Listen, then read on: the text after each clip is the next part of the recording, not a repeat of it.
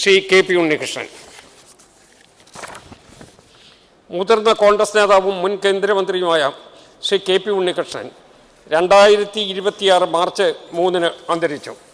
1936 September 20 തമിഴ്നാട്ടിലെ കോയമ്പത്തൂരിൽ ശ്രീ കുഞ്ഞിക്കണ്ണൻ നായരുടെയും മാളുക്കുട്ടി അമ്മയുടെയും മകനായിട്ടാണ് ജനനം. 1971 മുതൽ 96 വരെയുള്ള കാലയളവിൽ വടകര ലോക്സഭാ മണ്ഡലത്തെ തുടർച്ചയായി 6 തവണ പ്രതിനിധീകരിച്ച അദ്ദേഹം ഇന്ത്യൻ പാർലമെൻറ്റ് കണ്ട മികച്ച വാഗ്മികളിൽ ഒരാളായിരുന്നു. 1989-90 കാലത്ത് BPC മന്ത്രിസഭയിൽ ക്യാബിനറ്റ് മന്ത്രിയായി സേവനമനുഷ്ഠിച്ചിരുന്ന അദ്ദേഹം ഉപരിതല ഗതാഗത വാർത്താവിനിമയ വകുപ്പുകളുടെ ചുമതല വഹിച്ചിരുന്നു. വിദ്യാർത്ഥി രാഷ്ട്രീയത്തിലൂടെയാണ് ശ്രീ കെ.പി. ഉണ്ണികൃഷ്ണൻ പൊതുരംഗത്തേക്ക് പ്രവേശിച്ചത്.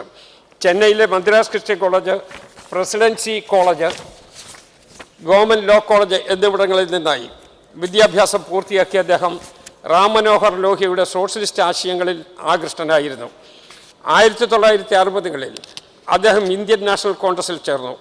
രാഷ്ട്രീയത്തിൽ സജീവമാകുന്നതിന് മുമ്പ് മുംബൈയിലും ഡൽഹിയിലും blitz, Shankar's weekly, times of India, Mathrubhumi തുടങ്ങിയ പ്രമുഖ മാധ്യമങ്ങളിൽ സ്പെഷ്യൽ കറസ്പോണ്ടൻ്റായി തിളങ്ങിയ മികച്ചൊരു പത്രപ്രവർത്തകൻ കൂടിയായിരുന്നു അദ്ദേഹം.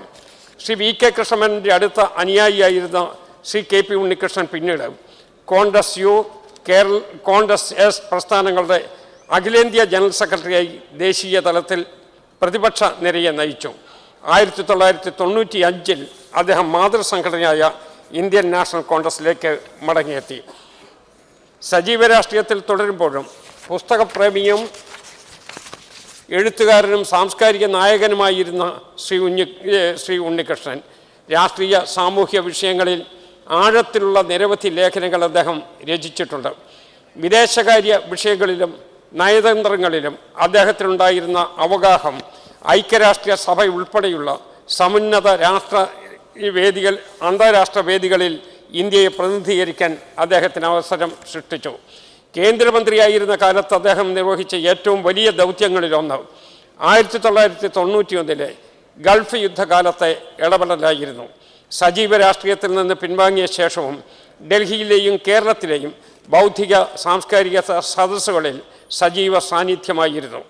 കേന്ദ്രമന്ത്രി എന്ന നിലയിൽ കേരളത്തിൻ്റെ താൽപ്പര്യങ്ങൾക്ക് മുൻതൂക്കം നൽകുവാനും പാർലമെൻ്ററി ജനാധിപത്യത്തിൻ്റെ അന്തസ്സ് ഉയർത്തിപ്പിടിക്കാനും ധീരമായ നിലപാടുകൾ സ്വീകരിക്കാനും കഴിഞ്ഞ